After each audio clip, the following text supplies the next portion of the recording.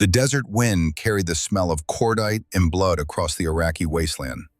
Captain Garrett Stone crouched behind the burned-out hull of a Soviet tank, his M16 still warm in his hands. 35 years old, with 2 tours in Vietnam already carved into his soul, he'd thought he'd seen every way men could die. He'd been wrong. 20 meters away, Lieutenant Michael Hawkins lay motionless in the sand, his body torn apart by the ambush that should never have happened. The young officer's eyes stared at the cloudless sky, seeing nothing. He'd been 28. He had a wife back home, a baby son named Cole, who would never remember his father's face. Beside Hawkins lay Warrant Officer James Cross, 27 years old, the finest operator Garrett had ever served with, the kind of man who could disappear into hostile territory and emerge 3 days later with intelligence that changed the course of wars. He'd been investigating something before this mission, something about a leak in their chain of command. He'd mentioned it to Garrett the night before they deployed. Now he was dead, and whatever he'd discovered had died with him. Garrett pressed his hand against the wound in his own shoulder, feeling the blood seep between his fingers. The ambush had been perfectly positioned. Every route they might have taken covered, every contingency planned for. The enemy had known their exact approach, their timing, their objectives. Someone had given them up. He looked down at the 2 sets of dog tags in his palm. Hawkins, M, and Cross, J. Both men had families. Both men had trusted him to bring them home. He'd failed them. The extraction helicopter thundered overhead, its rotors whipping the sand into stinging clouds. As the medic pulled him toward the bird, Garrett looked back one last time at the bodies of his friends. The guilt settled into his chest like a stone, heavy and cold and permanent. "I'll find who did this," he whispered into the roar of the engines. "I swear to God, I'll find them." The promise would take 33 years to keep. Colonel Garrett Stone stood at the window of his office at the Naval Special Warfare Training Facility in San Diego, watching the sun rise over the obstacle course where another generation of warriors would push themselves to the breaking point. His reflection in the glass showed a man of 68, gray-haired and weathered, with the kind of scars that came from a lifetime of classified operations in places that didn't officially exist. The cane leaning against his desk was a recent addition. Vietnam had taken pieces of him in 1972. The Gulf War had taken more in 1991. Age was taking the rest, slowly and without mercy. But his mind remained sharp, and his purpose had never been clearer. On his desk lay a classified folder marked Operation Lazarus, Final Assessment. He'd been building toward this moment for 3 years, ever since the Mosul embassy bombing had nearly killed the daughter of the man whose death he'd carried like a cross for 3 decades. Garrett opened the folder and looked at the photograph inside. A young woman in desert combat gear, her face partially obscured by dust and shadow, standing amid rubble that had once been an American embassy. Her right leg was wrapped in bloody bandages, but she stood straight, weapon still in her hands. Behind her, the bodies of 17 people lay covered in tarps. 3 of them had been children. Commander Arya Cross, 27 years old, 5 years in Ghost Division, the unit Garrett had founded after realizing that conventional special operations weren't enough to counter the enemies who operated in the shadows. She'd inherited her father's instincts, his precision, his absolute refusal to quit, even when every rational calculation said the mission was lost. She'd also inherited his sense of duty, which had nearly gotten her killed in Mosul when she'd stayed behind to evacuate civilians while a suicide bomber breached the perimeter. The explosion had shattered her right femur in 17 places. The surgeons had wanted to amputate. Garrett had personally authorized the experimental vertebrae program that had saved her leg, though she'd never walk without pain again. Just like her father had taught her to fight through pain, Garrett had ensured she'd have the chance to keep fighting. He touched the old scar on his shoulder, the one that matched the date of James Cross's death. Then he picked up his secure phone and made the call that would set everything in motion. "This is Stone. Lazarus protocol is active. She arrives today. He hung up and looked at the second photograph in the folder. This one showed 4 men standing together in 1991, all of them young and invincible and doomed. Garrett himself at 35, James Cross, Michael Hawkins, and the fourth man, the one whose betrayal had cost 2 of them their lives and had rotted in the heart of American Special Operations for 33 years. Captain Victor Raines, now 55 years old, serving as the executive officer of this very facility. The mole who'd sold them out in 1991 and had continued selling secrets for 3 decades. The man Garrett had trusted like a brother. The man Arya Cross was here to help him destroy. Garrett closed the folder and looked out at the training facility one more time. Class 347 had no idea what was about to walk into their midst. They thought they were the best. They thought they'd proven themselves. They had no concept of what real warfare looked like, the kind that happened in the spaces between official operations, where one person with the right skills could change the course of history. James Cross had been that kind of operator. His daughter had become one too. And today, she would begin the final test that would determine whether she was ready to inherit Ghost Division when Garrett's war finally ended. "It's time to pass it on, James," he said quietly to the ghost that had followed him for 33 years. "Your daughter is ready. God help anyone who underestimates her." The morning wind carried his words away across the training grounds, where the next chapter of an old war was about to begin. Arya Cross walked into the Naval Special Warfare Training Facility carrying a single duffel bag and wearing a uniform that hung deliberately loose on her athletic frame. At 27, she'd learned that being underestimated was often the most valuable tactical advantage an operator could possess. Men looked at her and saw a woman. They saw someone young. They saw someone who didn't belong.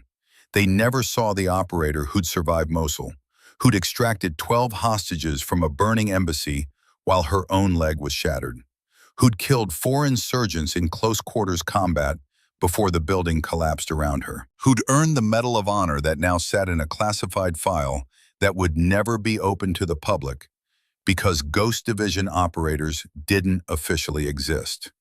The processing desk sergeant looked up with the bored expression of a man who'd seen thousands of recruits pass through. "Name and authorization."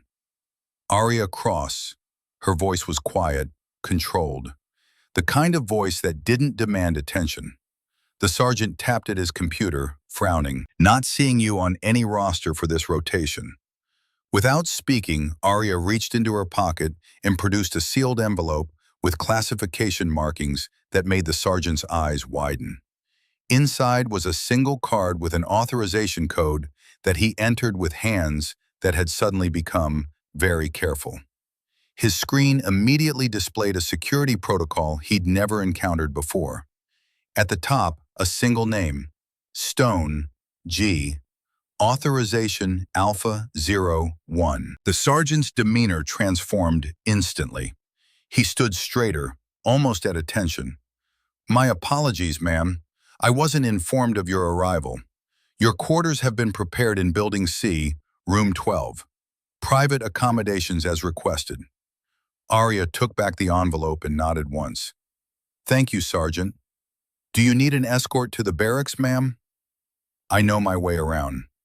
As she walked away, the sergeant watched her with newfound curiosity. Her gait was smooth and measured, but there was something unusual about it, something that suggested an old injury carried with practiced efficiency.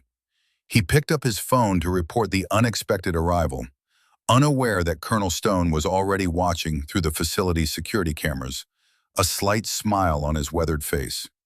300 yards away in the command center, Garrett Stone stood beside Commander Wade Castle, the facility's 45-year-old commanding officer. Castle was a good man, a solid operator with 3 combat deployments and a record that spoke to both competence and integrity.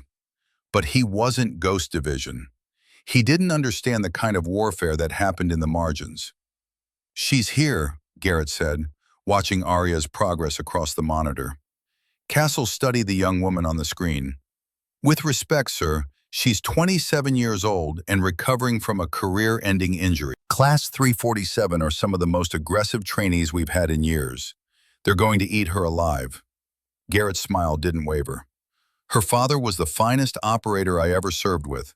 She's inherited his instincts and exceeded his skills. This isn't about whether she can handle them, Commander. It's about whether they can handle her. And the real objective? Operation Lazarus has two purposes. First, to identify which of these trainees are worthy of Ghost Division.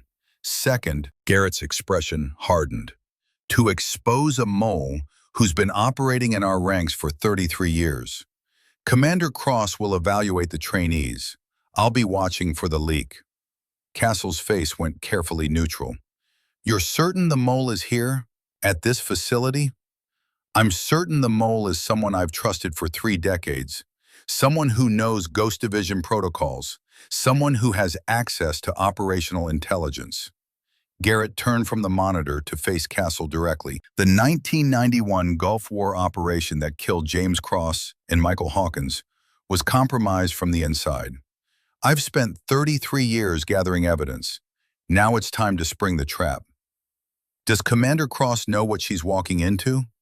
She knows her father was murdered by someone in our chain of command. She knows this is her chance to finish what he started. Garrett's voice softened slightly.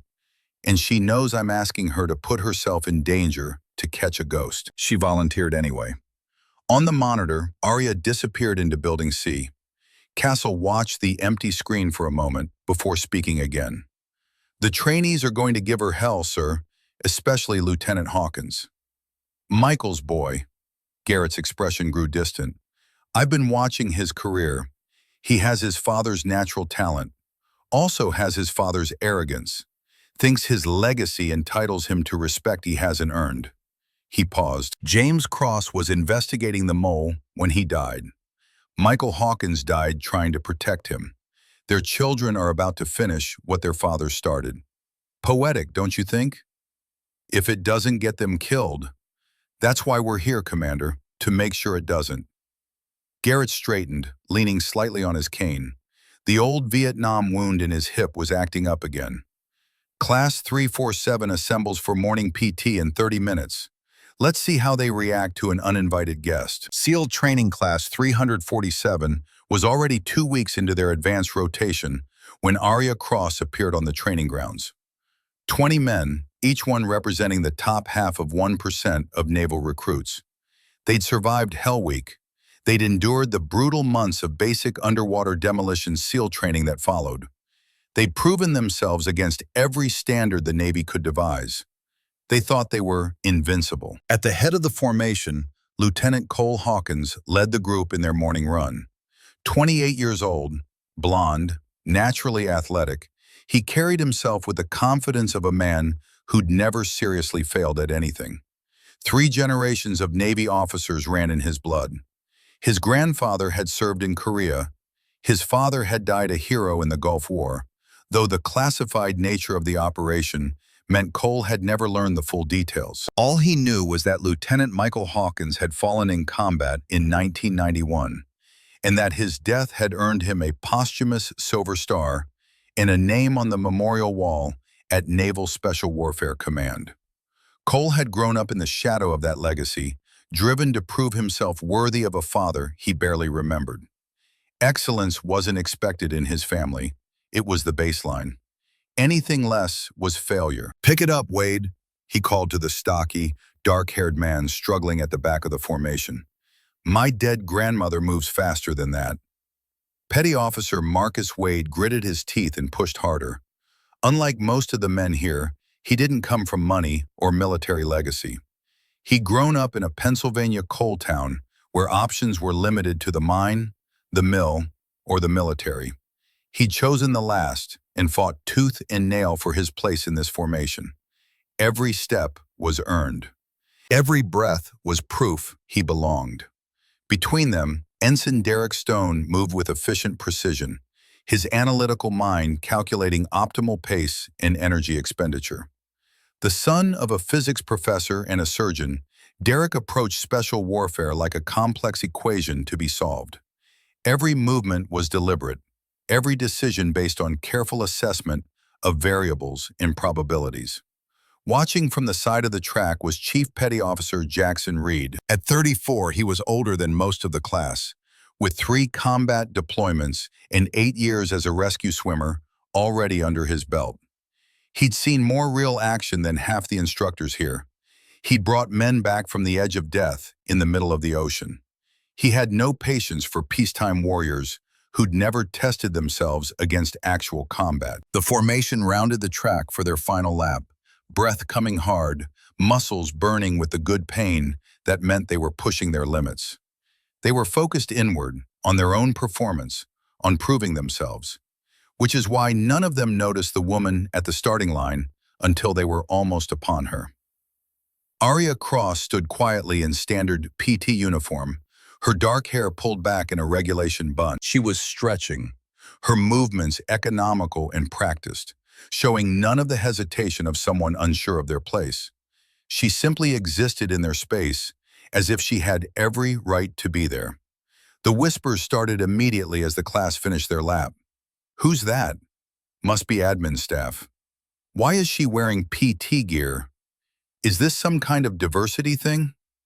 Lieutenant Commander Reeve Banner approached the formation, clipboard in hand. At 42, he was a senior tactical instructor for Class 347, a man with 15 years of SEAL operations and a reputation for being absolutely uncompromising. If he was surprised by Arya's presence, his weathered face showed nothing. 10-minute water break, he announced, then obstacle course qualification. As the men dispersed, Banner nodded briefly to Arya. The gesture was subtle, barely noticeable, but several of the sharper trainees caught it. An acknowledgement, recognition of someone who belonged. Cole Hawkins wiped sweat from his forehead and watched as the woman began a solo lap of the track. Her pace was steady and controlled, showing none of the explosive speed he'd expect from someone trying to prove themselves. She ran like someone who had nothing to prove, like someone who knew exactly what she was capable of and felt no need to advertise it. "What's the story with the new arrival, sir?" he asked Banner. The instructor glanced at Cole with an expression that gave away nothing. "Focus on your own training, Lieutenant." "Yes, sir. Just wondering if there's been a change to the program parameters." "The program changes as needed, Hawkins. That's your first lesson today." Banner's eyes held a warning. "Questions about operational decisions aren't your concern. Executing orders is."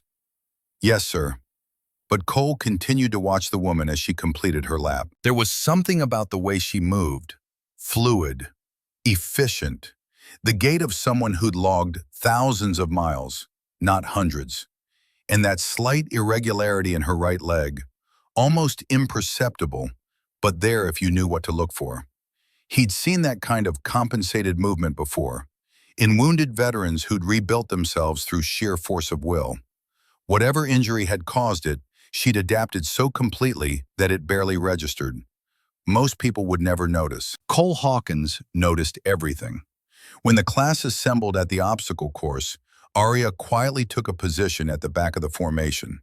No one had introduced her. She offered no introduction of her own. She simply stood there, waiting, as if her presence required no explanation. The silence around her was hostile. "Begin!" Banner shouted. One by one, the trainees attacked the course. Walls were scaled. Barbed wire was conquered. Rope nets were climbed with desperate speed. Each man pushed himself to his absolute limit, knowing that his performance was being evaluated, measured, compared. This was what they'd trained for. This was their chance to prove they belonged among the elite. When Arya's turn came, the remaining trainees watched with undisguised skepticism. The obstacle course was designed to break people, to find their limits and push past them. It required explosive strength, aggressive endurance, and the kind of mental toughness that couldn't be taught. She approached the first wall without hesitation. Her movements were fluid and assured, using momentum and technique rather than raw strength. Despite her smaller frame, she cleared the wall with an efficiency that made it look easy. Not fast, not slow, just perfectly calibrated to the minimum energy expenditure required. As she progressed through the course, even the most critical observers had to admit she moved well. There was an economy to her actions, a precision that suggested extensive training. She never hesitated, never wasted energy, never made a sound beyond her controlled breathing. The barbed wire crawl should have been where she struggled. It was designed to punish anyone who didn't have the upper body strength to keep themselves low and moving. But she slithered through like water finding its path, her body position perfect, her pace unbroken. When she finished, her time placed her in the top 5 of the day. Not the fastest, but faster than 15 men who'd been training together for weeks and thought they knew what excellence looked like. She took a small drink of water and showed no signs of the exhaustion that marked the other finishers. Her breathing was controlled, her expression neutral. She didn't celebrate, didn't show relief, just stood there, waiting for whatever came next. Cole, who'd posted the best time of the day, watched her with narrowed eyes. "Must be nice to join halfway through," he said, loud enough for others to hear. "Some of us have been here since Hell Week." Arya met his gaze but said nothing. Her expression remained neutral, giving away nothing. After a moment, she turned away and began to clean the mud from her boots with methodical precision. "Hey," Cole persisted, stepping closer. "I'm talking to you." Banner appeared between them like a shadow. "Problem, Lieutenant?" Cole straightened instinctively. "No, sir, just introducing myself to our new classmate." "Then consider the introduction made. Showers, then tactical planning in 30 minutes. As the class dispersed, Jackson Reed found himself walking near Arya. He studied her gait with professional curiosity, noting the slight irregularity that spoke of an old injury. 8 years as a rescue swimmer had taught him to evaluate physical trauma. Whatever had happened to her right leg, it had been catastrophic. The fact that she was here at all was remarkable. "Nice pace you kept," he said, his tone carefully neutral. Arya glanced at him, her expression giving away nothing. "Thank you, Chief. You've done this course before." "Something like it." "Where did you train before this?" She looked straight ahead, still walking.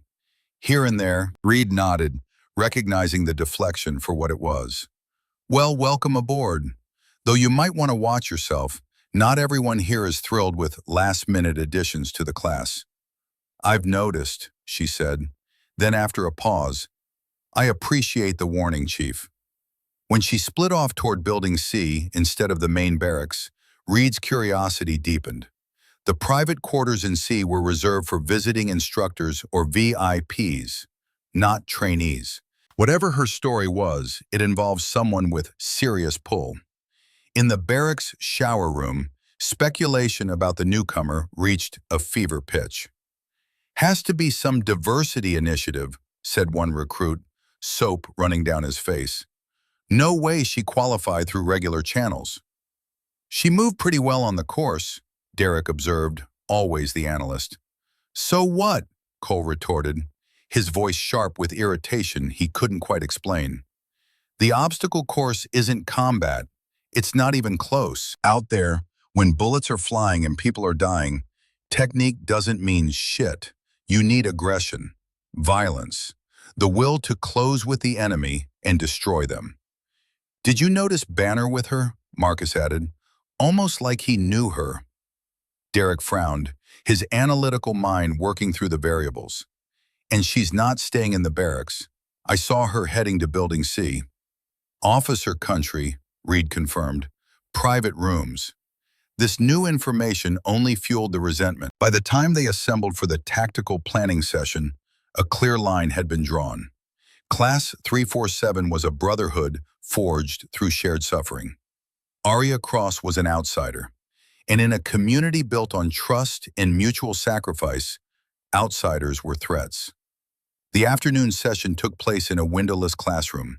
Maps and tactical displays covered the walls.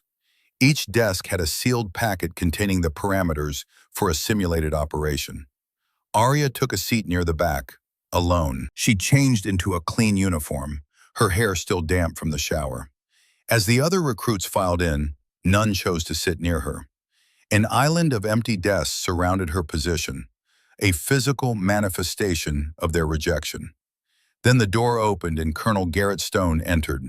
The room snapped to attention with an urgency that had nothing to do with regulation and everything to do with the presence of a man who'd become a legend in the special operations community. Garrett Stone had founded Ghost Division. He'd conducted operations that had changed the course of wars. He was old now, leaning on a cane, but the force of his personality filled the room like pressure before a storm. "Be seated," he said quietly. 21 people sat. The scrape of chairs was the only sound. Garrett stood at the front of the classroom, his eyes sweeping across the faces before him. When his gaze reached Arya, it lingered for just a fraction of a second. To most observers, it would have meant nothing. To those paying close attention, it suggested recognition, connection. "Today we're running Operation Sandstorm," he began, his voice carrying the quiet authority of a man who'd never needed to shout to be heard. "Urban extraction under hostile conditions." He activated the main display, showing satellite imagery of a mock town used for training exercises. The level of detail was extraordinary. Every building, every alley, The old colonel's expression didn't change, but something in the quality of his attention suggested this wasn't the first time he'd seen her. "Lieutenant Commander Banner will assign teams. I expect creative solutions that prioritize mission success and minimize casualties." He paused, letting the weight of his next words settle. "Remember, in the real world, there are no do-overs. The decisions you make in planning determine whether people live or die in execution. Treat this accordingly." As Garrett Stone left the room, and the tactical planning session began. But in the minds of Cole Hawkins, Derek Stone, Marcus Wade, and Jackson Reed, a new question had taken root. Who exactly was Arya Cross? And why did the legendary founder of Ghost Division care about a trainee who'd appeared out of nowhere? The answer to that question would change everything they thought they knew about their training, their purpose, and the war they didn't yet know they were already fighting. The tactical planning session stretched into early evening, with 4 teams huddled over maps and schematics, debating approach vectors and extraction routes. Team 4 had drawn the most challenging scenario: eastern insertion point with minimal cover, asset located on the second floor of the central building, intelligence suggesting 6 to 8 hostiles with unknown weaponry. Ensign Derek Stone spread the building schematics across the table, his analytical mind already calculating probabilities. "Standard approach puts us in a fatal funnel. Eastern Avenue has 0 cover for the first 100 meters. They'll see us coming. Traditional solution would be split team," Jackson Reed observed, his rescue swimmer experience lending tactical weight to his assessment. 2 create diversion, 2 execute extraction. Marcus Wade traced potential firing positions on the map. "Even with a diversion, we're exposed during approach and exfiltration. The numbers don't favor us." Cole Hawkins had been silent, his attention divided between the planning session and the woman sitting alone at her own table, studying the same materials with focused intensity. Something about her concentration bothered him. She wasn't studying like someone trying to learn. She was studying like someone looking for specific weaknesses in a system she already understood. "You have thoughts?" Derek finally asked Arya directly, his tone more curious than hostile. "Or are you just here to observe?" Arya looked up from the maintenance schematics she'd been examining. When she spoke, her voice was quiet but carried clearly across the room. "I was considering the sewage tunnels. They run directly beneath the target building. Less exposure, more surprise." The 4 men looked at the schematic with new interest. It was a detail most had overlooked, buried in secondary documentation that standard tactical planning wouldn't prioritize. "Tight quarters," Reed said, professional assessment overriding his skepticism. "Would be slow going." "But they wouldn't expect it," Marcus admitted grudgingly. Derek's analytical mind was already working through the variables. Unconventional approach, Higher risk in execution, but dramatically improved odds during the critical phases. He looked at Arya with new appreciation. It's worth considering. As they continued planning, Arya offered a few more observations. Each one was precise and tactically sound. She never pushed her ideas, simply presented them as options to consider. Gradually, a plan took shape that combined Derek's conventional tactics with Arya's unconventional elements. When planning time ended, Lieutenant Commander Banner called for team presentations. Team 4's approach was notably different from the others, combining traditional SEAL methodology with unexpected elements that clearly caught the instructor's attention. "Inventive approach, Team 4, Banner commented, his weathered face revealing nothing. "Execution will be challenging." "We're prepared for it, sir," Derek responded confidently. "We'll see tonight. Dismissed until 2100 hours. Get rest in final preparation." As the class dispersed, Cole lingered, watching Arya gather her materials. She moved with the same economical precision she brought to everything, wasting no motion, drawing no attention. But there was something in the way she handled the tactical documents, a familiarity that suggested she'd seen similar materials many times before. In the command center, 3 floors above, Garrett Stone watched the interaction through security monitors, a slight smile on his weathered face. Beside him, Commander Castle reviewed the tactical plans each team had submitted. "Team 4's approach is unusual," Castle observed. "Using the sewage system wasn't in any of the standard tactical databases we provided." "No," Garrett agreed. "It's in the Ghost Division Historical Operations Archive. Specifically, it's the approach James Cross used in the 1989 extraction of a Soviet defector from East Berlin." He gestured at Arya on the monitor. "Her father pioneered that technique. She's adapted it for modern applications. She's teaching them without them realizing they're being taught. The best lessons are the ones people think they discovered themselves." Garrett's expression grew more serious. "How did Banner react when you briefed him on her presence?" Professional curiosity asked why Ghost Division was interested in Class 347. "And you told him?" "That it was above my clearance level, sir, as instructed." Castle paused. "Do you really think Banner could be the mole?" "I think anyone could be the mole, Commander. That's the problem with a betrayal that's lasted 33 years.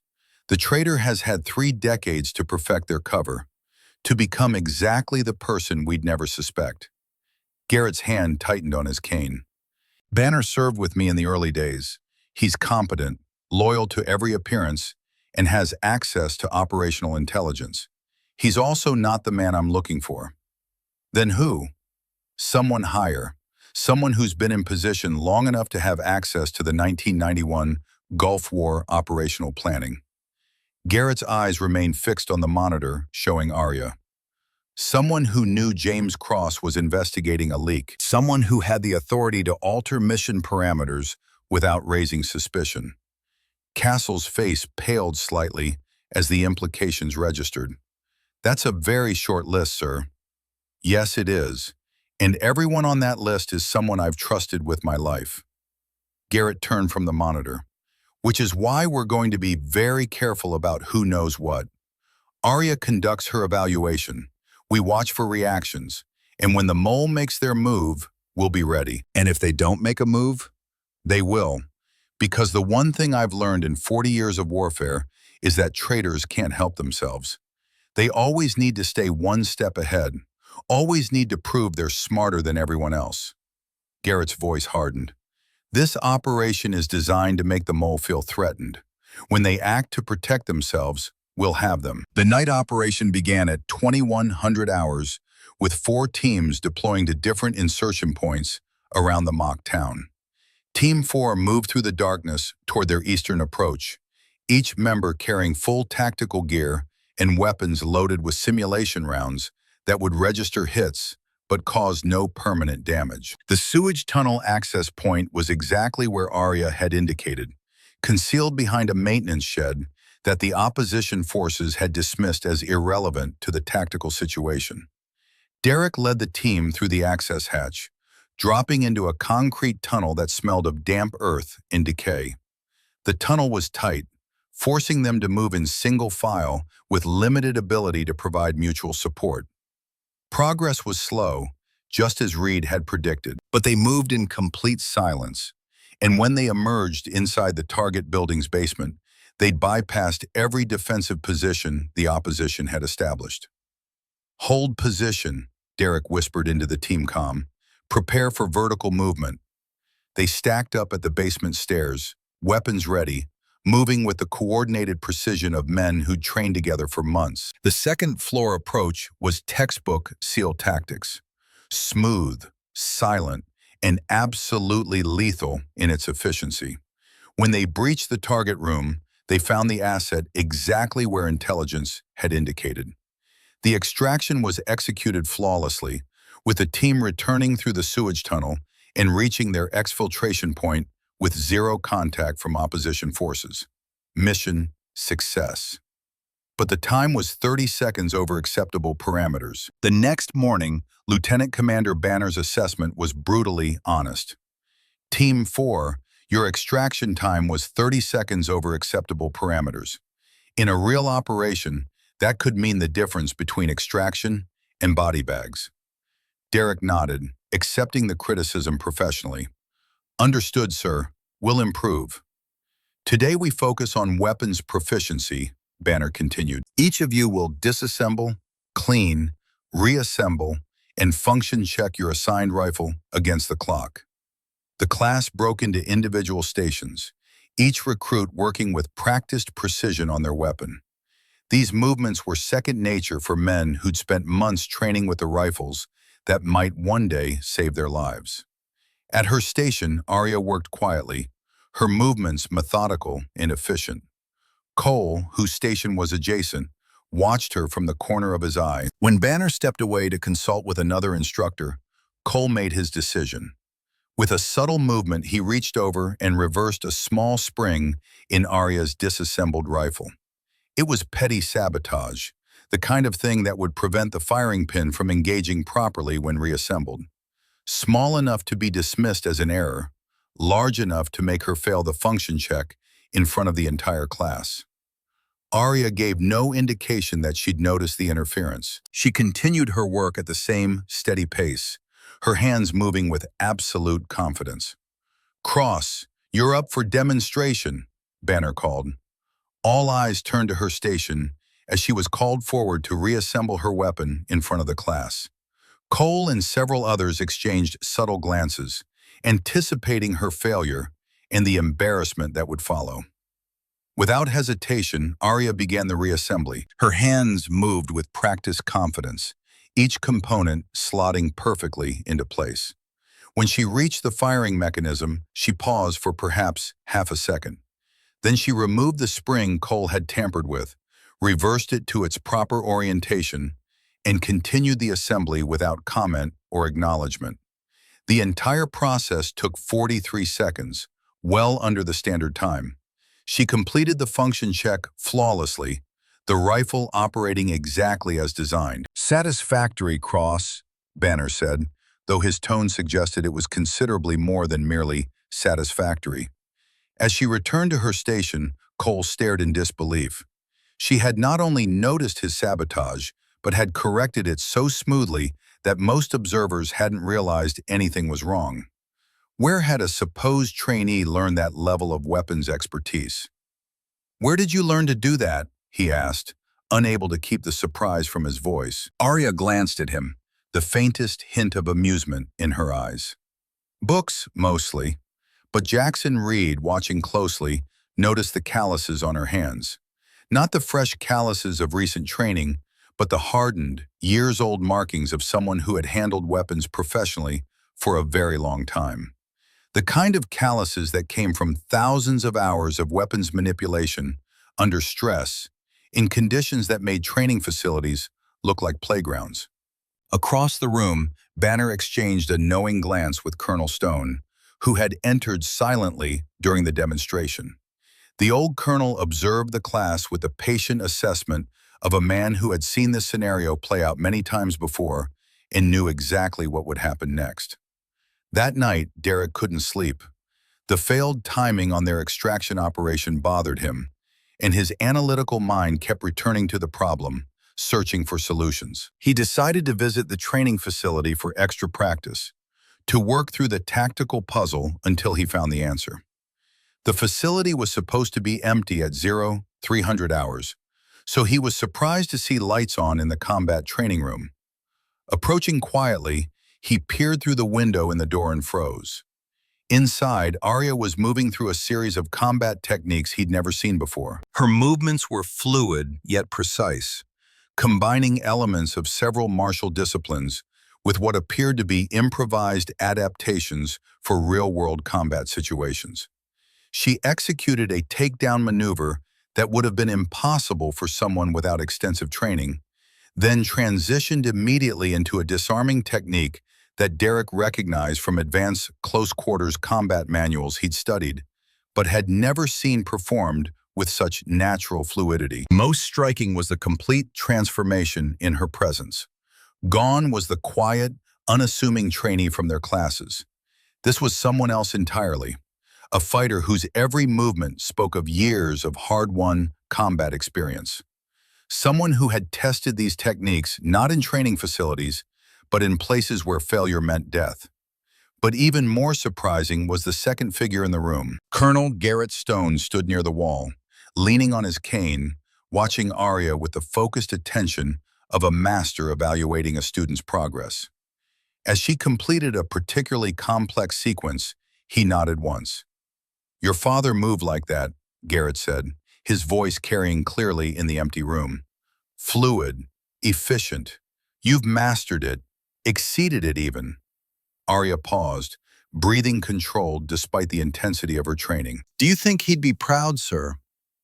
Garrett was quiet for a moment, and Derek saw something in the old colonel's face that looked like pain mixed with pride. "James Cross was the finest operator I ever knew. You've exceeded even his standards, Arya. He'd be more than proud. He'd be in awe." Derek felt as if the ground had shifted beneath him. James Cross. The name was familiar, carved into the memorial wall at Naval Special Warfare Command among the honored dead. A Gulf War casualty from 1991, though the details of his death were classified. And Arya was his daughter. Before Derek could fully process this revelation, Arya spoke again, her voice softer. "When this is over, when we've identified the mole, what happens to Ghost Division? What happens to you?" "I'm 68 years old," Garrett replied. "I've been at war in one form or another since 1968. Vietnam, Central America, Gulf War. Every classified operation that didn't officially happen. I've spent more years hunting shadows than most men spend living." He paused. "It's time to pass the torch. Ghost Division needs someone who understands modern warfare. Someone who's proven themselves in the fires that define this generation. You're talking about succession. I'm talking about legacy. Your father died because I trusted the wrong man. I won't make that mistake with his daughter. You've earned this, Arya. Not because of who your father was, but because of who you've become." Derek had heard enough. He backed away from the door as quietly as he'd approached, his mind racing with the implications of what he just witnessed. This wasn't just a trainee joining their class. This was the daughter of a fallen hero, being personally mentored by the founder of Ghost Division, preparing for something far larger than any of them had imagined. He went straight to the barracks and woke Reed, Marcus, and Cole. In whispered voices, he shared what he'd seen and heard. "James Cross," Reed repeated, his face grave. "I've heard stories. Old-timers at the rescue swimmer school used to talk about an operator who could ghost through enemy territory like he didn't exist.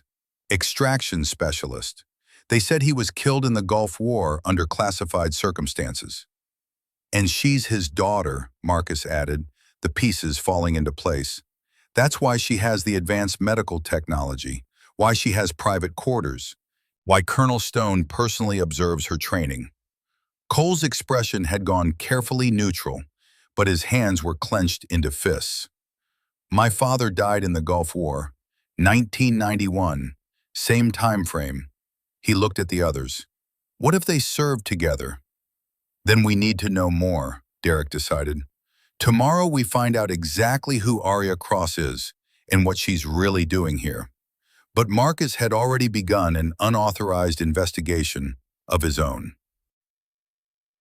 Using skills he wasn't supposed to have, acquired during a youth that had required creative solutions to difficult problems, he bypassed the security on the administrative building and slipped inside. Finding Arya's personnel file proved suspiciously easy. It was sitting on a desk in the records office, as though someone had been reviewing it recently. Or perhaps as though someone expected it to be found. The file was nearly empty. A single photograph showed Arya in combat gear, face partially obscured, standing beside Colonel Stone in what appeared to be a desert location. Both were covered in dust. There were signs of recent combat in the background, smoke rising from damaged buildings. At the bottom of the page was a partially redacted designation. Operation Kingfisher, SEAL Team Dark, Specialized Combat Operative, Ghost Division. The rest of the file was blank. No training history, no performance evaluations, no record of how a 27-year-old woman had earned a position in the most classified unit in American Special Operations. Marcus photographed the page with his phone and carefully returned the file exactly as he'd found it.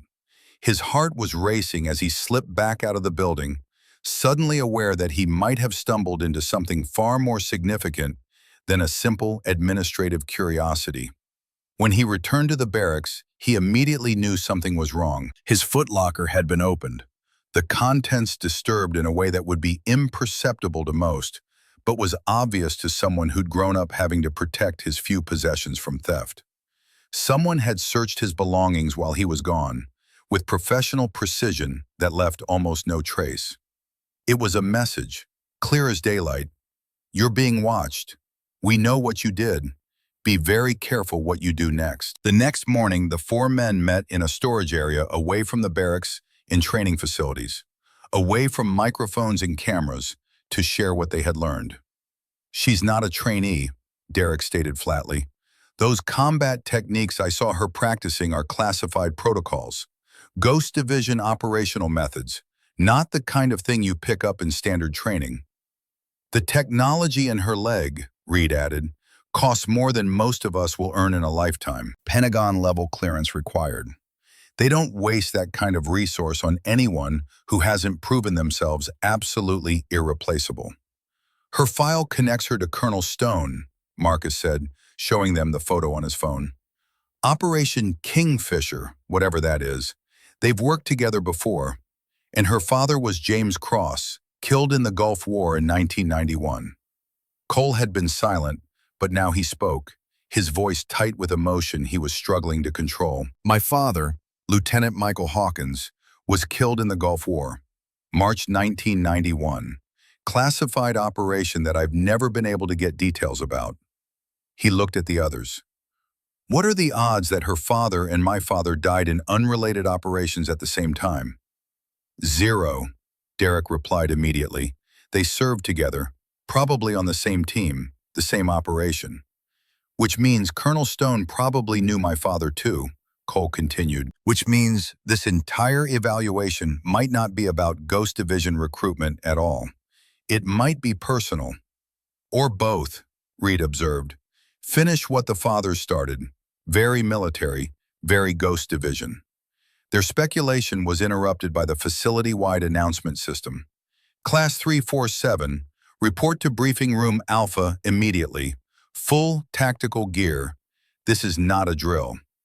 The four men exchanged glances, then moved with practiced efficiency to gear up. Whatever was happening, they were about to find out exactly what Arya Cross and Colonel Stone had been planning.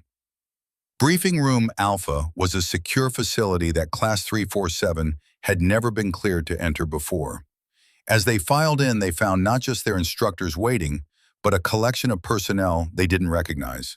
Civilians in expensive suits, military officers with rank insignia that suggested Pentagon-level authority. And at the front of the room, standing beside a large tactical display, were Colonel Garrett Stone and Arya Cross. But Arya was no longer dressed in the loose-fitting trainee uniform. She wore a custom combat suit that fit her athletic frame perfectly, with specialized equipment and insignia that marked her as something entirely different from what they'd assumed. The medical device on her right leg was visible now, no longer concealed, its advanced technology on full display. She stood with the bearing of a commander, all pretense of being a trainee completely abandoned. Garrett Stone stepped forward, and the room fell into absolute silence.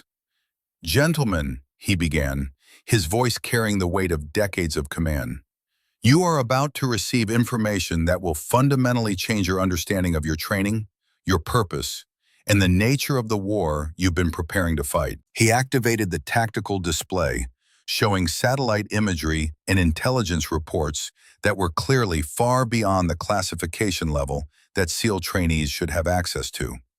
"For the past 3 weeks, you have been under evaluation for potential selection into Ghost Division, a unit that does not officially exist and conducts operations that will never appear in any historical record. Commander Arya Cross has been assessing your capabilities, your character, and your ability to function under conditions that conventional warfare cannot address."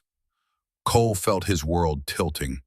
Commander Cross, not trainee, not recruit, commander. "But that evaluation was secondary to our primary objective," Garrett continued. "For 33 years, American special operations have been compromised by a mole operating at the highest levels of command. Intelligence has been leaked. Operations have been sabotaged. Good men have died because someone in our ranks has been selling secrets to our enemies." The tactical display shifted, showing a timeline of compromised operations dating back to 1991. Each one marked with casualty counts, each one representing American operators who had died because someone had betrayed them. The 1991 Gulf War operation that killed Warrant Officer James Cross and Lieutenant Michael Hawkins was the first we can definitively attribute to this betrayal, Garrett said, his voice hardening. "Both men were investigating a suspected leak when they died. The mole has been active ever since, adapting to new security protocols, always staying one step ahead of our attempts to identify them." He paused, letting the weight of his words settle over the room. "3 days ago, we identified the mole. Captain Victor Rains, currently serving as executive officer of this facility. A man I have trusted for 30 years. A man who served beside me in Vietnam and who I considered a brother." The room erupted in shocked murmurs. Captain Rains was respected, competent, a fixture of the facility's command structure. The idea that he could be a traitor was almost incomprehensible. "Captain Rains is currently evading custody," Garrett continued. "He knows we're closing in. Intelligence suggests he's fled to Morocco, where he's meeting with foreign handlers to finalize his extraction from our reach. We have a 48-hour window to intercept him before he disappears forever." The tactical display shifted again, showing a compound in Morocco. "You four," Garrett said, gesturing to Cole, Derek, Marcus, and Reed, "have demonstrated exceptional capability during your evaluation. More importantly, you've been exposed to classified information that makes you security risks if you return to standard training. You have 2 choices." He let the silence stretch. "You can be debriefed, sworn to secrecy, and return to your SEAL careers with appropriate monitoring, or you can volunteer for immediate deployment to Morocco as part of Ghost Team 4, under Commander Cross's command, to assist in the capture of the man who killed her father and Lieutenant Hawkins." Cole felt as if someone had punched him in the chest. The man who killed his father. After 28 years of not knowing, of living with classified silence, here was the truth, and here was the chance to do something about it. "I'm in," he said, stepping forward before anyone else could speak. Derek followed immediately. "Same. Wouldn't miss it," Marcus agreed. Reed took a moment longer, his experience making him more cautious, but then he nodded. "We stay together, no splitting us up." Garrett's expression softened almost imperceptibly. "Acceptable. Your effectiveness as a unit has been proven. Breaking that would be counterproductive. He turned to Arya, and everyone in the room saw the emotion in his eyes. Pride, grief, hope. The complex feelings of a man watching the daughter of his fallen friend prepare to finish what her father had started. Commander Cross will lead the operation. I'll coordinate from here. His voice grew quieter. Your father would be proud, Arya. So am I. Arya's expression remained professional, but something in her eyes suggested she understood the weight of what he was saying. The passing of responsibility, the trust of a man who had carried guilt for 33 years and was finally allowing someone else to help him set it down. We deploy in 48 hours, she said, her voice carrying the authority of command. Training begins immediately. Welcome to Ghost Division, gentlemen. Let's bring Victor Rains home to face justice. As the briefing concluded and the room began to empty, Cole approached Arya directly for the first time since learning her true identity. Our fathers, he said quietly. They served together. They died together, Arya replied, meeting his eyes. March 15th, 1991. Desert extraction operation. Compromised intelligence. Your father tried to protect mine when the ambush came. They both fell fighting. And Colonel Stone was their commanding officer. He's carried the guilt ever since. Spent 33 years hunting the man who betrayed them. She paused. He recommended you for this evaluation before he knew you'd be in Class 347. Said Michael Hawkins's son would either be exactly like his father or nothing like him. He needed to know which. And you're exactly like him. Brave, arrogant, talented, and willing to sacrifice for your team when it matters. She extended her hand. Your father was a hero, Lieutenant Hawkins. Let's make sure everyone knows it.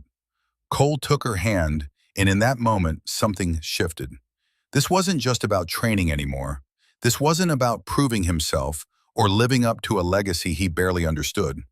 This was about justice, about honoring the fallen, about finishing a mission that had begun before he was old enough to remember his father's face. Ghost Team 4 was born in that handshake, forged not just through training, but through shared legacy and shared purpose. And in 48 hours, they would deploy to Morocco to face the man who had haunted their families for 33 years. The real war was about to begin. The 48 hours before deployment passed in a blur of intensive preparation that bore no resemblance to anything Class 347 had experienced before. Ghost Division training was fundamentally different from conventional SEAL operations, built on principles that defied standard military doctrine and required operators to think in ways that made most military planners deeply uncomfortable. Colonel Garrett Stone personally oversaw the training, moving through the specialized facility with his cane, his presence transforming every exercise into something that felt less like preparation and more like a final exam that would be graded in blood. On the first morning, he gathered Ghost Team 4 in a room that looked nothing like a military briefing space. The walls were covered in photographs from 40 years of classified operations. Vietnam, Lebanon, Panama, Somalia, Afghanistan, Iraq. Dozens of missions that had never appeared in any official history, conducted by operators whose names would never be spoken in public. Standard tactics create standard responses, Garrett began, his voice carrying the weight of 4 decades of experience. Predictability equals vulnerability. In Ghost Division, we operate in the spaces between expectation and reality. We are the warriors who appear where we cannot be, do what cannot be done, and disappear before anyone realizes we were there. He pointed to a photograph from Vietnam showing a much younger version of himself standing with a team of operators in the jungle. This mission in 1971 was considered impossible. We had to extract a CIA asset from a North Vietnamese prison camp 200 miles behind enemy lines. Every military planner said it couldn't be done. So we stopped thinking like military planners and started thinking like ghosts. How did you do it, sir? Derek asked, his analytical mind already working through the logistics. "We walked in the front gate," Garrett replied with a slight smile. Dressed as North Vietnamese officers, carrying forged orders, speaking fluent Vietnamese. Walked right past the guards, collected our man, walked back out. The enemy never knew we were there until our asset was debriefed in Saigon 3 days later. "That's insane," Marcus muttered. "No," Garrett corrected. "That's adaptation. That's understanding that the enemy's expectations are their greatest vulnerability. They expected an assault, a helicopter extraction, explosives and gunfire. So we gave them paperwork and procedure." He looked at each of them in turn. "In Morocco, Victor Reigns will expect Ghost Division to come at him with overwhelming force. He spent 30 years studying our methods. He knows how we think, how we plan, how we execute, which means we have to become something he doesn't expect." Over the next 2 days, Garrett pushed them through scenarios that had no clear solutions, only impossible choices. He forced Derek to make tactical decisions with insufficient data, teaching him that sometimes analysis led to paralysis, and the only way forward was to trust instinct over calculation. "Your father, Michael Hawkins, had a gift for reading people," Garrett told Cole during a close-quarters combat drill. "He could look at an enemy and know what they'd do next. You have the same gift, but you don't trust it. You overthink. You let your pride get in the way of your instincts." Cole wiped sweat from his face, breathing hard from the intense physical drill. "How do I fix that, sir?" "By failing," Garrett replied bluntly. "By making mistakes that would get you killed in the field. Here, where the only cost is your ego." He reset his position for another round. "Your father had a tell. Right before he committed to an action, his jaw would clench. Just for a second. You do the same thing. Learn to recognize it. Use it as your trigger. When you feel that clench, you know your instincts have already made the decision. Stop questioning and execute." For Marcus, Garrett created a scenario designed to test loyalty under pressure. False evidence appeared suggesting Marcus had financial connections to foreign accounts. Encrypted communications that could be interpreted as classified information being sold. It was a setup, obvious to anyone looking closely, but designed to create doubt and division. "In the field, the enemy will try to turn you against each other," Garrett explained, as Marcus stood before his teammates, defending himself against accusations he knew were false. "They'll plant evidence, create suspicion, make you doubt the people you need to trust absolutely. Victor Reigns has spent 30 years perfecting this technique. He's destroyed teams by making them destroy themselves from within." The other three refused to believe the evidence. They trained together, suffered together, and had begun to form the kind of bond that couldn't be faked or broken by convenient evidence. "We know you," Cole said simply. "This is manufactured.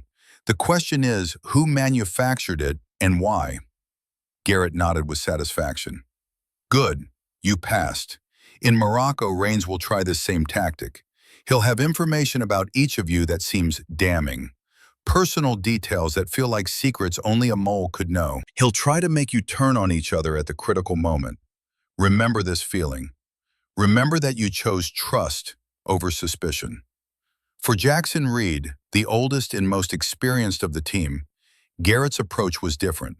He spent hours in conversation with the former rescue swimmer, sharing stories from Vietnam that revealed not just tactical lessons, but the psychological weight of operations that existed outside official sanction. "You've seen men die," Garrett said quietly during one late-night session. "You've brought bodies back from the ocean, knowing you were too late to save them. That changes a man, gives him perspective that younger operators don't have." "It makes you cautious," Reed admitted. "Maybe too cautious. I see the risks before I see the opportunities." "That's not a weakness. That's wisdom." Garrett leaned forward, his eyes intense. "But wisdom without courage becomes cowardice. I've watched you with this team. You're already thinking of yourself as their protector. That's good. But in Morocco, you can't protect them by holding them back. You protect them by trusting them to do the impossible.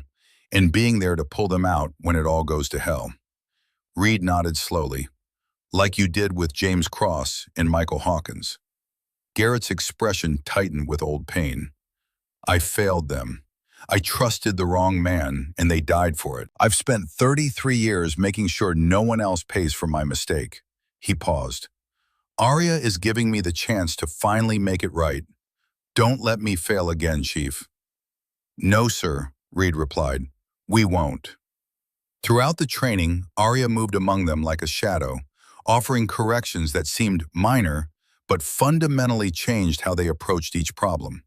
She taught them her father's technique for reading terrain, finding the invisible paths that others overlooked. She showed them Ghost Division communication protocols that allowed coordination without electronic devices that could be intercepted.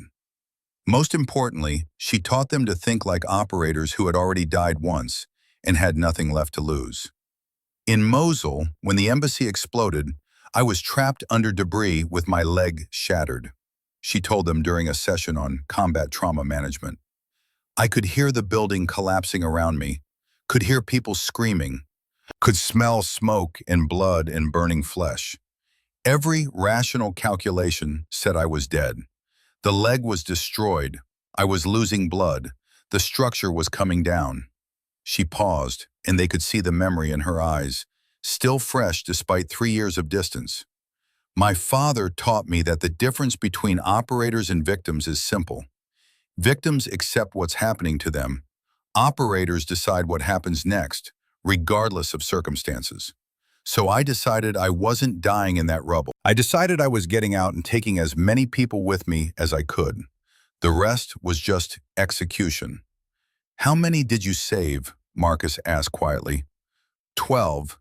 3 were children from a cultural exchange program.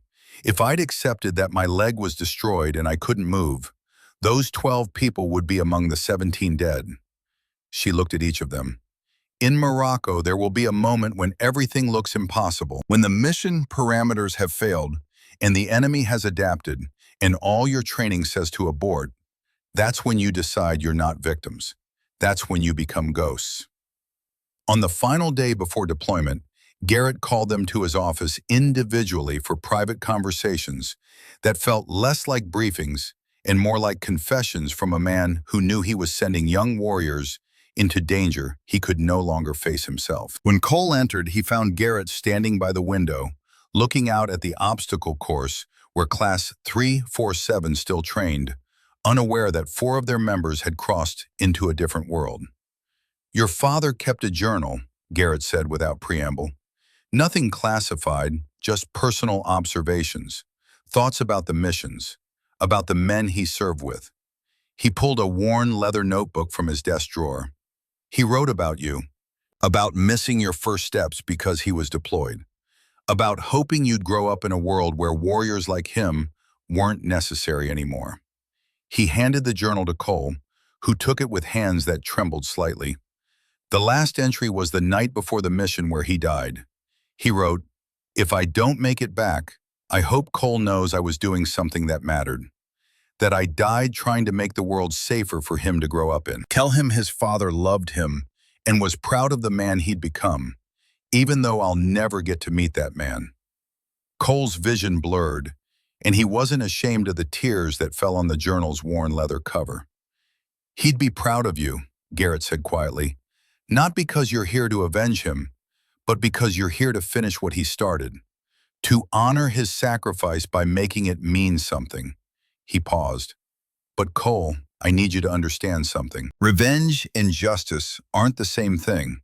We're not going to Morocco to kill Victor Reigns. We're going to bring him back to face accountability for 33 years of betrayal. Can you do that?" Cole wiped his eyes and met Garrett's gaze. "Yes, sir. My father was a professional. So am I." "Good, because Arya is trusting you to be the man your father was. Don't let her down. Don't let him down." When Derek entered, Garrett had a different kind of conversation waiting. "You're the analyst," the old colonel observed. "The one who sees patterns and probabilities. That's valuable, but it's also dangerous because sometimes the math doesn't add up and you still have to act." I'm working on that, sir. Learning to trust instinct over calculation. No, Garrett corrected. You're learning to understand that instinct is calculation. Just faster. Your subconscious mind processes more variables than you can consciously track. When something feels wrong, it's because your brain has detected a pattern that doesn't fit. Trust that. He pulled up a classified file on his computer. This is the intelligence package on the Morocco compound. I want you to analyze it. Tell me what's wrong. Derek studied the satellite imagery, the floor plans, the guard rotations. After 10 minutes, he shook his head. I don't see any obvious flaws, sir. The intelligence looks solid. Exactly, which is what's wrong. Garrett highlighted several details.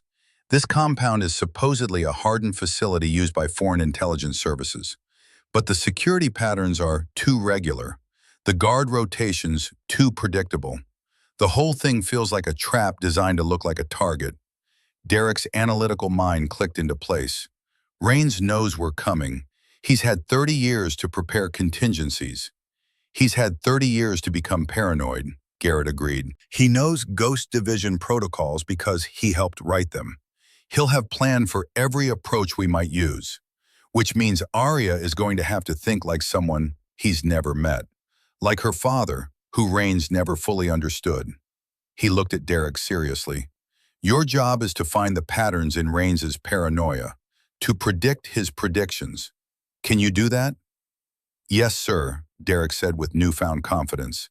I can.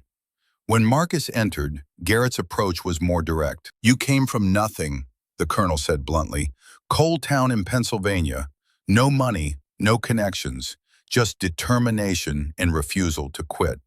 That's why you're here instead of in a mine or a factory. Yes, sir. That background makes you different from the others. Cole has his father's legacy. Derek has his education. Reed has his experience. You just have yourself. That makes you dangerous in ways they're not. Marcus frowned, unsure if this was a compliment or a criticism. Rains will see you as the weak link, Garrett continued. The one most likely to be bought or intimidated. He'll offer you money. He'll threaten you with exposure of things from your past that you'd rather keep buried. He'll try to make you believe you don't belong with these other men, that you're the outsider who will always be looking up at people born to privilege. How do you know about my past, sir? Because I know everything about everyone in Ghost Division. It's my job. Garrett's expression softened slightly. And I know that the men who come from nothing often become the most loyal operators, because they understand that the brotherhood we build together is worth more than anything money can buy. Don't let Rains convince you otherwise. I won't, sir. Good, because Arya is counting on you to hold the team together when Cole's pride gets in the way, when Derek overthinks, and when Reed's caution conflicts with necessary risk. You're the balance. Don't forget that. Reed's conversation was the longest, two veterans of different eras sharing the unspoken understanding of men who'd seen combat in its rawest forms. 34 years old, Garrett observed. 3 deployments. 8 years pulling people out of the ocean. You've probably saved more lives than the rest of this team combined. It was my job, sir. It was your calling. There's a difference. Garrett settled into his chair with the careful movement of a man whose body remembered too many injuries. I'm 68. I've been at war since I was 22. Vietnam taught me to kill. Every mission since has taught me different ways to die. You know what I learned that took me 40 years to understand? What's that, sir? The warriors who survive aren't the ones who are best at killing. They're the ones who are best at keeping their people alive. Garrett leaned forward. In Morocco, your job isn't to be the deadliest operator. It's to be the one who makes sure all 5 of you come home. Arya included. Can you do that? Reed met his gaze steadily. I pulled men out of ocean storms that should have killed us both. I can keep a team alive in Morocco. Even if it means defying orders, even if Arya tells you to leave someone behind and you know she's wrong. The question hung in the air. heavy with implication. Ghost Division operators don't leave people behind, sir. You taught us that. Garrett smiled, a rare expression that made him look younger. Good answer. James Cross once defied my direct order to abort a mission. Stayed behind to extract a wounded ally when I'd ordered full retreat. Nearly got himself killed. When I demanded to know why he disobeyed, he said the same thing you just did. Ghost Division doesn't leave people behind. He paused. He was right then. You're right now. Remember that when the moment comes. The transport aircraft lifted off from a classified airfield in the pre-dawn darkness, carrying Ghost Team 4 toward Morocco in the confrontation that had been 33 years in the making. Arya sat in the jump seat, reviewing final intelligence on a tablet, her face illuminated by the blue glow of the screen. The others performed final equipment checks with the methodical precision of operators who knew that overlooked details killed people. Each weapon was verified, each piece of gear tested, each contingency planned for with the obsessive attention that marked the difference between professionals and amateurs. Garrett's voice came through their encrypted communication system, transmitted from the command center 8,000 miles away. Ghost Team 4, this is Ghost Actual. Final intelligence update. Signals intercept confirms Rains arrived at the Morocco compound 6 hours ago. He's meeting with foreign contacts, likely finalizing his extraction from our reach. Copy that, Ghost Actual, Arya replied. Team is mission ready. ETA to target is 4 hours. Understood, Commander. Remember, we need him alive. 33 years of betrayal doesn't end with a bullet. It ends with accountability. Roger that, sir. We'll bring him home. There was a pause, and when Garrett spoke again, his voice carried an emotion that made even the hardened operators pause in their equipment checks. Arya, your father would be so proud of who you've become. So am I. Good hunting, Ghost 4. Bring our people justice. Thank you, sir, Arya replied quietly. We will. As the aircraft continued its flight over the Atlantic, Cole found himself sitting across from Arya, his father's journal in his tactical vest, where he could feel its weight against his chest. Can I ask you something? He said. Arya looked up from her tablet. Go ahead. When you learned what happened to your father, when you found out it was betrayal and not just bad luck in combat, how did you handle it? She was quiet for a moment, considering the question. I was angry for a long time. Wanted revenge. Wanted to find whoever did it and make them pay in ways that had nothing to do with justice. She paused. But Colonel Stone taught me something important. He said that anger is fire. It can warm you or burn you, depending on how you use it. Revenge is letting the fire consume you. Justice is using it to forge something stronger. How do you tell the difference in the moment? You remember why you're really here, not to make the pain go away, because it never really does, but to honor what your father stood for, to finish what he started, to make his sacrifice mean something beyond just your grief. Cole nodded slowly. Thank you for that. Your father saved mine in the ambush, Arya said. According to the after-action reports that Colonel Stone finally got declassified, Michael Hawkins saw the trap closing and threw himself between the enemy and James Cross. Took 3 rounds that would have killed my father instantly. Bought him enough time to take cover and return fire. She met Cole's eyes. Your father died a hero protecting his brother in arms. We're about to make sure everyone knows it. The aircraft began its descent toward the drop zone, the crew chief signaling 5 minutes to insertion. Ghost Team 4 stood and performed final checks, each movement economical and precise. Derek reviewed the tactical plan one last time, his analytical mind running through contingencies and backup plans. Marcus checked his weapons with the careful attention of someone who knew equipment failure could kill his entire team. Reed moved among them like a shepherd with his flock, making small adjustments to gear and offering quiet words of encouragement. And Arya stood at the door, looking out at the Atlas Mountains rising in the darkness below, her father's legacy and Colonel Stone's trust both weighing on her shoulders like physical things. The crew chief gave the signal. 30 seconds. Ghost Team 4, Arya said over their internal comm, her voice calm and clear. We are the inheritors of a legacy built on sacrifice and honor. Our fathers died fighting in the shadows so others could live in the light. Today we finish what they started. We bring Victor Reigns to justice. We honor the fallen. We prove that betrayal, no matter how long it's hidden, will always face accountability.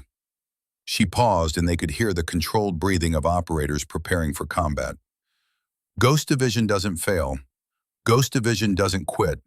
And Ghost Division never, ever leaves people behind. Are you ready? Ready, came 4 voices in unison. Then let's go hunting. The aircraft doors opened, and Ghost Team 4 stepped out into the darkness above Morocco. 5 warriors connected by legacy and purpose, descending toward a confrontation that would either bring justice to 33 years of betrayal or add their names to the list of operators who died hunting ghosts. The Atlas Trap.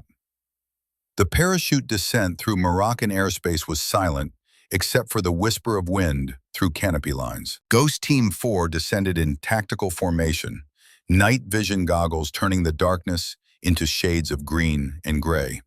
The compound appeared below them, nestled in a valley between 2 mountain ridges, exactly where intelligence had indicated.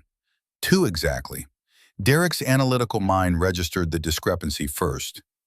Commander, the compound lighting patterns don't match the surveillance photos. Guard positions have shifted. Arya studied the compound through her NVGs during the final approach. He knows we're coming. Adjust landing zone to ridge north. We approach on foot. They touched down on the rocky mountainside 300 meters from the compound, collapsing their chutes and burying them under loose stone. The night was cold at this altitude, their breath creating brief clouds of vapor that disappeared into the darkness. Reigns has had 6 hours to prepare, Arya said, studying the compound through a night vision scope. He's repositioned guards to cover the approaches Ghost Division would typically use. East and south entrances are kill zones now. So we use the approach he doesn't expect, Cole said, his father's journal still pressed against his chest like armor. The west wall, Marcus observed, pointing to a section where the compound's perimeter bordered a steep cliff face. No guards, because it's supposed to be inaccessible. Arya smiled slightly. My father specialized in inaccessible approaches. Let's see if his daughter learned the lessons. The climb down the cliff face took 20 minutes of careful movement in absolute silence. Ropes secured to mountain outcroppings, boots finding purchase on stone that crumbled at the slightest pressure. One mistake would send them tumbling into darkness, and the mission would be over before it began. But Ghost Division operators didn't make mistakes when it mattered. They reached the compound's west wall without triggering alarms. Derek placed shaped charges at precise points on the stone barrier, while Marcus covered their position with his rifle. The explosion would have to be surgical, loud enough to breach, quiet enough not to alert the entire compound. Charges set, Derek whispered, breaching in 3, 2, 1. The shaped charges detonated with a muffled crack, blowing a hole through the ancient stone just large enough for a person to slip through. They were inside the compound in seconds, weapons up, moving through shadows that seemed to welcome them. The interior courtyard was empty, which immediately triggered Reed's combat instincts. This is wrong. Where are the guards? Waiting for us to commit, Arya replied. Reigns is forcing us deeper before he springs the trap. Keep moving. Our advantage is that he doesn't know we know. They crossed the courtyard and entered the main building, moving through corridors lit by flickering electric lights that cast dancing shadows on walls decorated with faded Islamic geometric patterns. The compound had been a fortress once, centuries ago. Now it was something else, a trap wrapped in history. Derek consulted the floor plan on his tactical tablet. Intelligence puts Reigns in the central chamber, second floor. But James Cross's daughter, reading terrain the way her father had, finding the invisible paths. Then they heard voices ahead, Arabic and English, mixing together in conversation. Arya held up a fist. Full stop. They pressed against the corridor wall, weapons ready, as footsteps approached. Two men rounded the corner, foreign operatives who'd been Raines's contacts, discussing extraction logistics. The engagement was silent and brutal. Reed took the first man with a suppressed shot to the chest. Marcus closed with the second, a knife appearing in his hand. The kind of close-quarters violence that left no room for mistakes. Both targets down in 3 seconds, bodies dragged into a side room. Contact in 90 seconds when they're missed, Derek calculated, checking his watch. Then we move fast, Arya said. Second floor. Now, they took the stairs at combat speed, each operator covering a different angle, moving with the coordinated precision of a team that had trained together under impossible conditions. The second floor corridor stretched before them, doors on either side, and at the far end, light spilling from an open chamber. That's where Raines would be waiting. As they approached, Cole felt his jaw clench, his father's tell, the instinct that said danger was ahead, but action was necessary anyway. He didn't fight it this time. Garrett had taught him to trust that feeling. He's in there, Cole said quietly. I know, Arya replied, and he knows we're coming. This is the moment, gentlemen. Remember your training. Trust each other, and whatever Raines says, whatever he offers or threatens, remember why we're here. They stacked up outside the chamber entrance. Arya counted down silently with her fingers. 3, 2, 1. They breached. The chamber was large, circular, with windows overlooking the mountain valley. Maps and documents covered a central table. Computer equipment hummed in the corner, and standing calmly in the center of it all, hands visible and empty, was Captain Victor Raines. 55 years old, gray-haired, with the weathered face of a man who'd spent decades in special operations. He looked at Ghost Team 4 with something that might have been satisfaction, or might have been resignation. Commander Cross, he said, his voice carrying the authority of a career officer. I've been expecting you, though I admit I thought Garrett would lead this himself. Is the old man finally admitting he's too broken to finish what he started? Colonel Stone sent the team he knew could bring you in, Arya replied, her weapon steady on center mass. We're taking you back to face justice, Captain. Don't make this difficult. Raines smiled. Justice? Is that what Garrett's calling it? After 33 years of obsession, of hunting me across 3 continents, of sacrificing every principle he claimed to hold sacred? He shook his head. I expected better lies. Hands behind your head, Reed ordered. On your knees, now.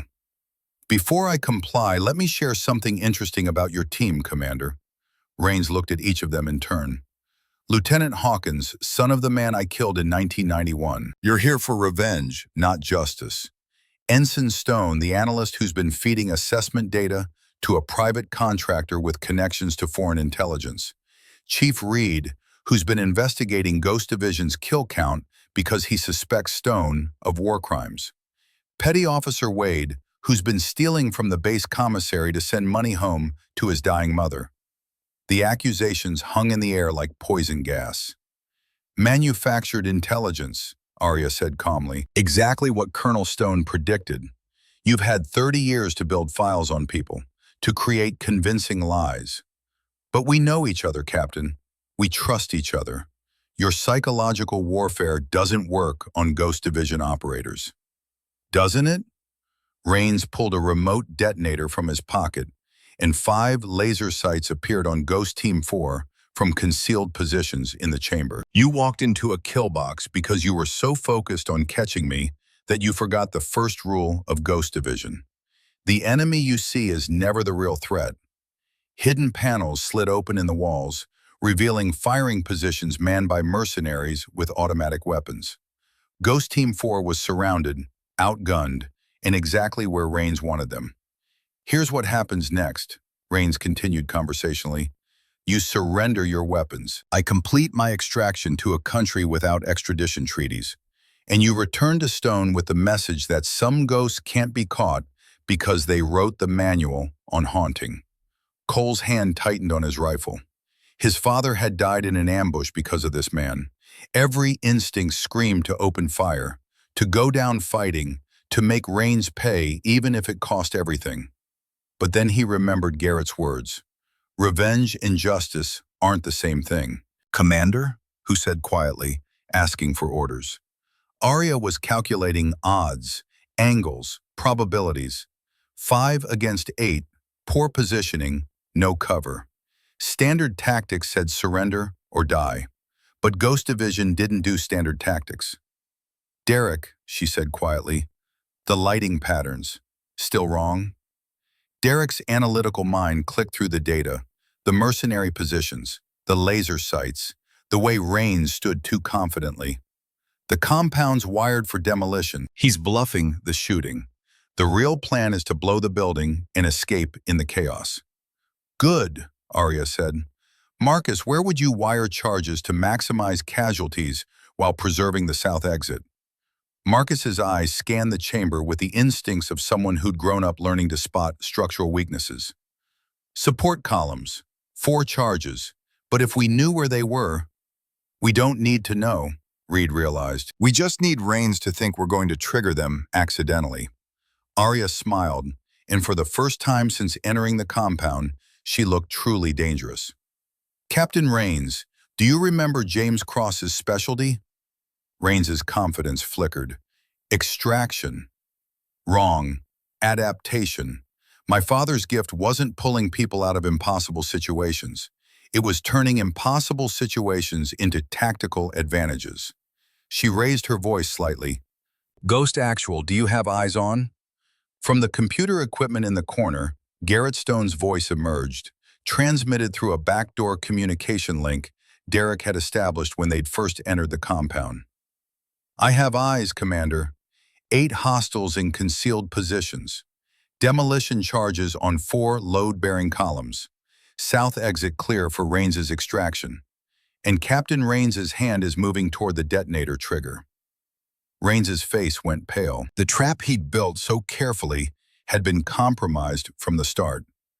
Ghost Division had known every step he'd planned because Garrett Stone had taught Rains everything he knew, and a student can never truly surprise the master. Here's what actually happens next, Arya said, her weapon never wavering.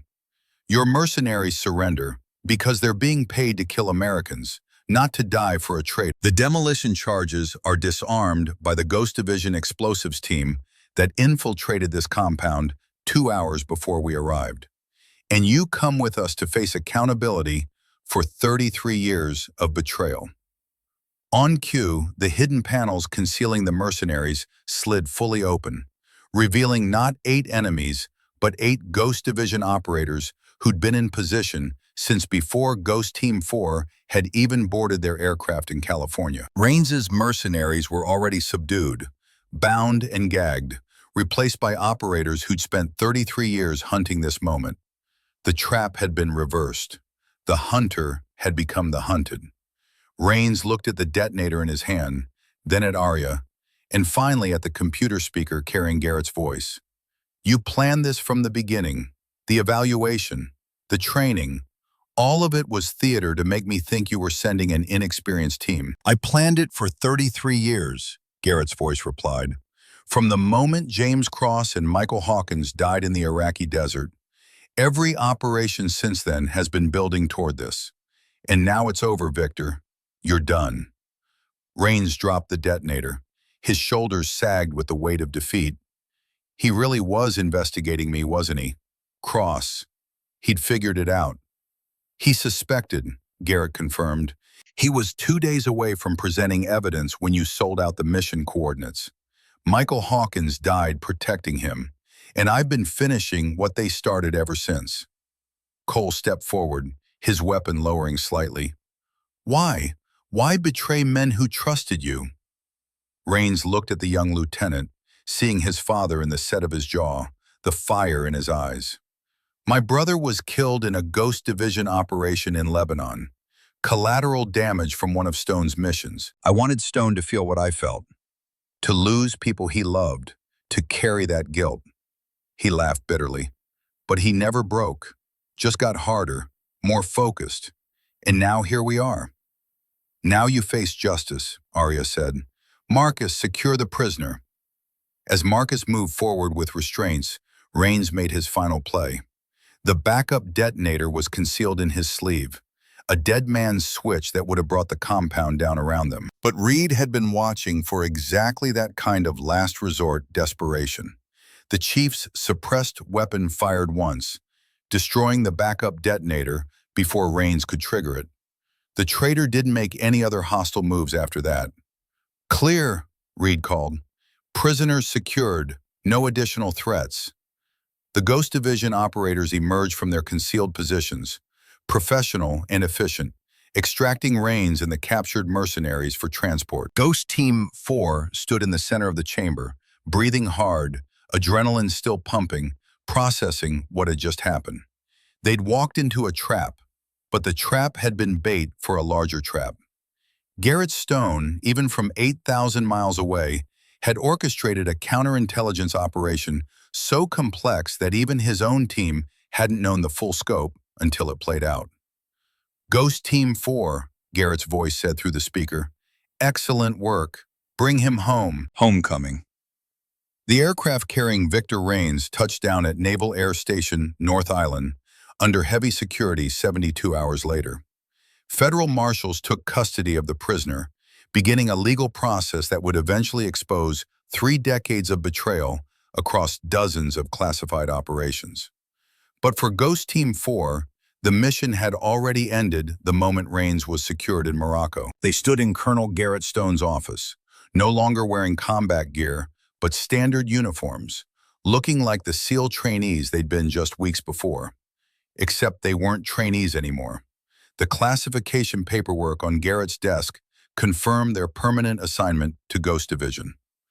33 years, Garrett said quietly, looking at a photograph of James Cross and Michael Hawkins. I've been carrying them with me for 33 years, and now finally they can rest. What happens to Rains? Cole asked.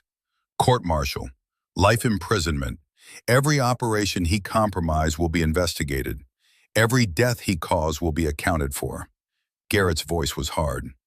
He'll spend the rest of his life in a cell, knowing that his revenge accomplished nothing except proving that betrayal always faces accountability. Arya stepped forward. Sir, there's something I need to know. The Ghost Division team that was already in position in Morocco, how long had they been there? Garrett smiled slightly. Since the day you arrived at this facility, I've been positioning assets for this operation for months. You and Ghost Team 4 were the bait that made Rains commit, but the trap was already set. He paused. Your father taught me that lesson in Vietnam. Sometimes the best operator is the one the enemy doesn't know exists until it's too late. You used us, Derek observed, though without accusation. Just analytical assessment. I trusted you, Garrett corrected. There's a difference. Rains thought you were inexperienced, thought he could outthink you. That arrogance made him predictable. And Ghost Division has been exploiting predictable enemies for 40 years. Marcus spoke up, his voice quiet. The accusations Rains made about us, the theft, the foreign contacts, none of it was true. But how did he have enough information to make it sound real? Because I gave it to him, Garrett admitted. Over the past year, I've been feeding false intelligence through channels I knew he monitored, building files on each of you that contained just enough truth to seem credible. I needed him to think he had leverage over you, that you'd break when he revealed your secrets. That's cold, sir, Reed said. That's war, Garrett replied. The kind that happens in shadows, where the enemies are the people you trusted, and the victories never make the history books. He stood, leaning on his cane. But it's over now, and you 4 performed exactly as I knew you would. Your fathers would be proud. Cole pulled his father's journal from his pocket. There's one more thing I need to know, sir. My father's last mission. What really happened? Garrett was quiet for a long moment. The operation was supposed to be simple intelligence gathering in the Iraqi desert. James Cross was investigating the leak. Michael was providing security. I was coordinating from operational command. His voice grew heavier. Rains altered the mission coordinates by 2 kilometers. Instead of approaching an empty compound, they walked into a Republican Guard ambush. He activated his computer, pulling up declassified after-action reports that Cole had never been cleared to see. Michael saw the trap closing.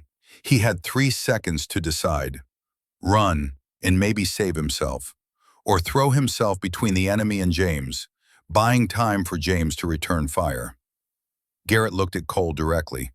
He chose to save his brother in arms, took 3 rounds center mass that would have killed James instantly. By the time James neutralized the immediate threat, Michael was already gone. Cole's hands trembled as he held his father's journal. "And my father died a hero." "Your father died proving that Ghost Division's most important principle isn't silence or skill or violence," Garrett said. "It's loyalty. The absolute refusal to abandon your brothers, even when survival demands it." He placed a hand on Cole's shoulder. "You proved the same thing in Morocco when you chose justice over revenge. Michael Hawkins would be very proud of the man you've become." The passing of the torch. The ceremony 3 days later was small and classified, held in a secure room that didn't officially exist. Arya stood at attention as Garrett pinned the Ghost Division insignia on her uniform, formally passing command of the unit to someone 34 years his junior. "Ghost Division was born in Vietnam when I realized conventional warfare couldn't address unconventional threats," Garrett said to the assembled personnel.